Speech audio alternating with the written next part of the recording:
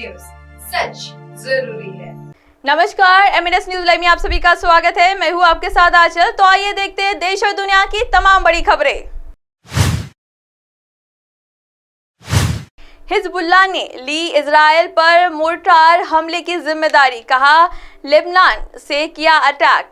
आतंकवादी संगठन हिजबुल्लाह ने रविवार को उत्तरी इजरायल में लेबनान द्वारा किए गए मोर्टार हमले में की जिम्मेदारी ली है। आतंकी संगठन ने दावा किया है कि उनसे विवादास्पद माउंट डो क्षेत्र में 3 इजरायली सैन्य सुविधाओं पर हमला किया है। वही इजरायल पुलिस ने एक बयान में कहा है कि हमारे बलों ने स्टेशन में लगभग 10 सशक्त आतंकवादियों को मार गिराया है। आतंकवादी संगठन हिजबुल्लाह ने रविवार को उत्तरी इजरायल में लेबनान द्वारा किए गए मोर्टार हमले की जिम्मेदारी ली है। इस बात की जानकारी स्थानीय न्यूज एजेंसी ने दी है।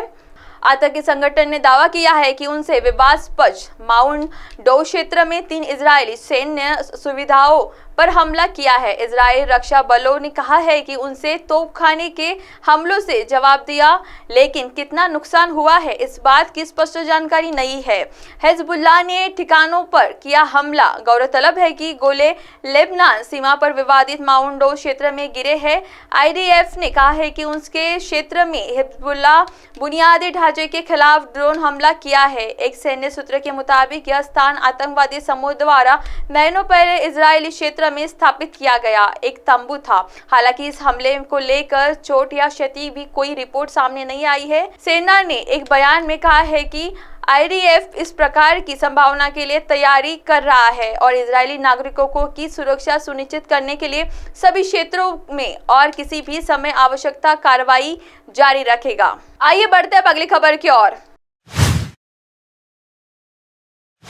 इजराइल और फलस्तीन जंग के बीच श्रीलंका ने जताई गहरी चिंता, हिंसा को तत्काल रोकने का किया आह्वान।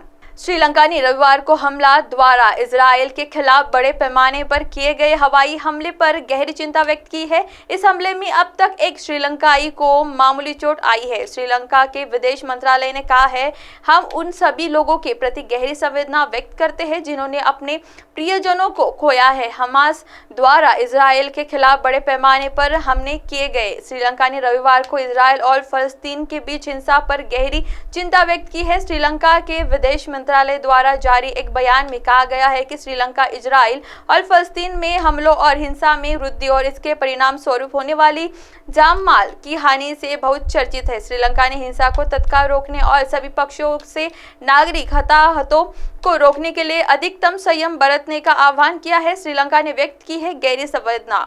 शनिवार को हमास ने इजराइल पर हजारों रॉकेट दागे, दर्जनों लड़कों को गाजा पट्टी के पास इजरायली शहरों में भेजा। इस हमले में अब तक एक श्रीलंकाई को मामूली चोट आई है। श्रीलंका के विदेश मंत्रालय ने कहा है, हम उन सभी लोगों के प्रति गहरी संवेदना व्यक्त करते हैं जिन्होंने अपने प्रियजनों को खोया है और प्रभावित परिवारों के प्रति अपनी सहानुभूति व्यक्त करते हैं। श्रीलंका विदेश मंत्रालय ने जारी किया बयान। श्रीलंका मिशन तेल अवीव और रामल्ला में स्थिति पर बारीकी से नजर रख रहे हैं और प्रभावित क्षेत्र में रहने वाले श्रीलंकाई लोगों के संपर्क में है। बयान में कहा गया है कि श्रीलंका 1967 की सीमाओं के आधार पर साथ साथ रहने वाले 2 राज्यों के अंतर्राष्ट्रीय स्तर पर सहमत मापदंडों के अनुरूप बातचीत के जरिए समाधान का समर्थन करने के लिए प्रतिबद्ध है। आइए बढ़ते हैं अगली खबर की ओर। निर्दोष नागरिकों को नुकसान पहुंचाने की कड़ी निंदा करता है जापान। हमास हमले पर बोले पीएम किशिदा। फिलिस्तीन के आतंकी संगठन हमास ने शनिवार को इजराइल पर बड़ा हमला कर दिया है। इस हमले में अब तक कई लोगों की जान जा चुकी है। शनिवार को हुए हमले में फलस्तीन ने इजराइल पर मिसाइलों की झंडी लगा दी है। वहीं जापान के प्रधानमंत्री फुमियो किशिदा ने शनिवार को इजराइल पर हमास आतंकवादियों द्वारा किए गए हमले की निंदा की है। इजराइल पर हमास ने हमले के बाद सभी इस हमले की निंदा कर रही है। इस हमले को लेकर सभी देश के शीर्ष नेताओं ने चिंता व्यक्त की है। जापान के प्रधानमंत्री फुमियो किशिदा ने इस घटना की कड़ी निंदा की है। पीएम किशिदा ने इस बात पर शोक जताया है कि हमलों में आम नागरिकों की मौत को घाट उतारने से कहीं भी सही नहीं ठहराया जा सकता। जापानी पीएम फुमियो किशिदा ने ट्वीट किया है, हमास और अन्य फलस्तीनी आतंकवादियों ने कल गाजा से इजराइल पर हमला किया है। जापान उन हमलों की कड़ी निंदा करता है जिसमें निर्दोष नागरिकों को गंभीर नुकसान पहुंचाया है।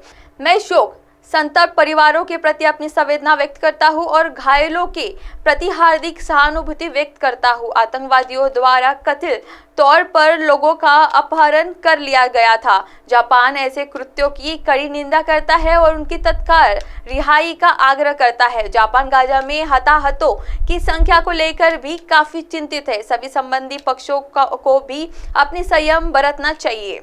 अब आप हमारे चैनल को आपके मोबाइल पर भी देख सकते हैं। मोबाइल ऐप पर देखने के लिए प्ले स्टोर से MNS न्यूज टीवी आप डाउनलोड करें। इंस्टा, लिंक, ट्विटर, हाईकुक, फेसबुक और कई सोशल मीडिया प्लेटफॉर्म पर हमारा चैनल उपलब्ध है।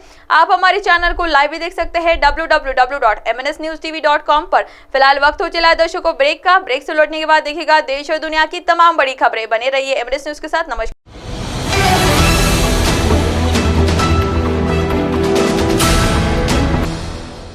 ये है MNS न्यूज नेटवर्क और आप देख रहे हैं MNS न्यूज।